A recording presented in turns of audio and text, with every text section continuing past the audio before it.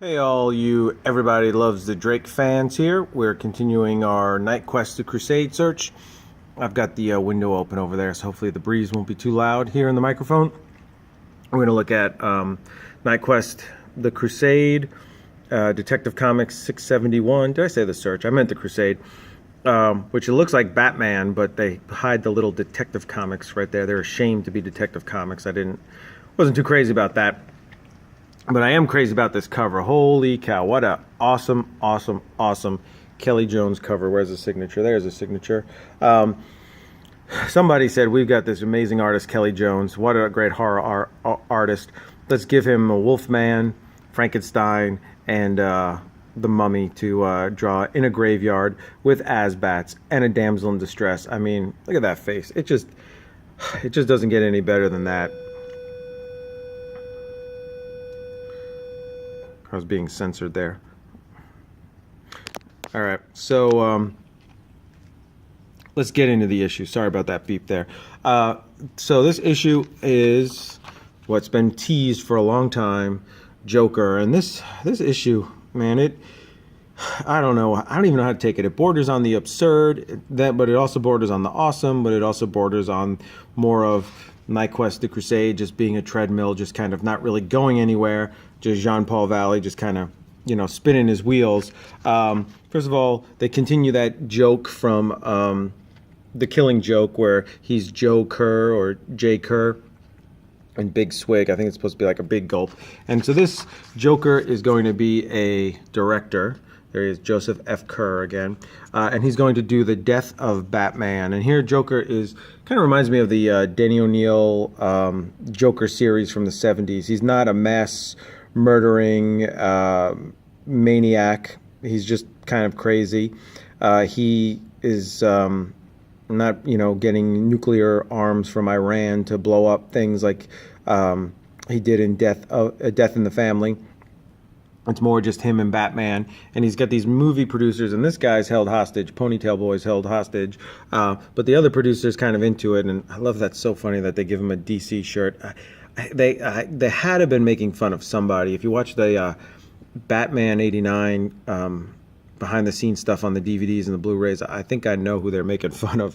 But anyway, so there's Joker. It's his idea. He's pitching this movie role to make the death of the Batman, and they say it can't be a little person, so little Lenny will have to find other work. But they make a deal, they make an agreement, they shake on it, and now Joker is going to film the death of Batman, which it's kind of weird that he doesn't know that Bruce Wayne is not Batman, or the original guy is not Batman, and all the whole John Paul Valley and all that, just kind of planned. But anyway, awesome art.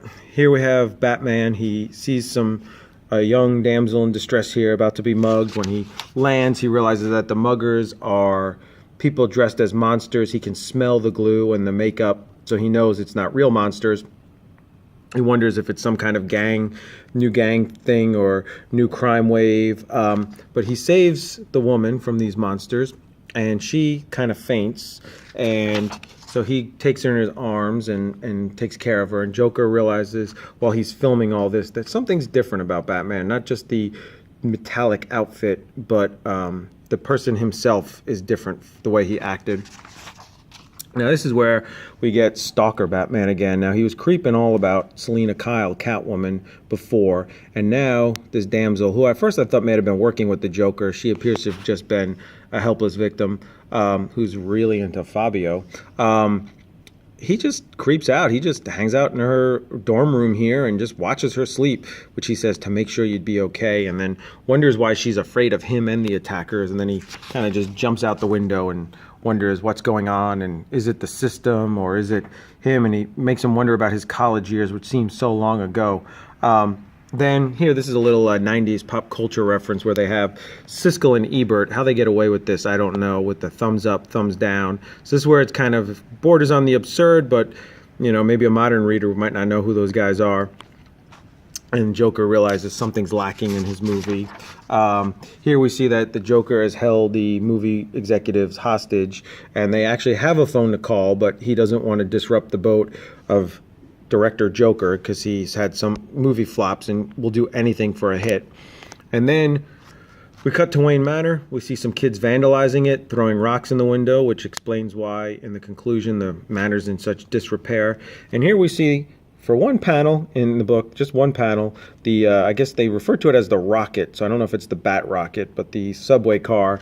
And it kind of says he has no idea. And then we have another Saint Dumas flashback. Not too crazy, but it has Jean-Paul wonder, is he really hallucinating and seeing Saint Dumas, or is he just going insane? And when he takes the cowl off, he has aged like 30 years. I thought he was like this young guy a few issues back, and now he looks like he's, getting ready for retirement age.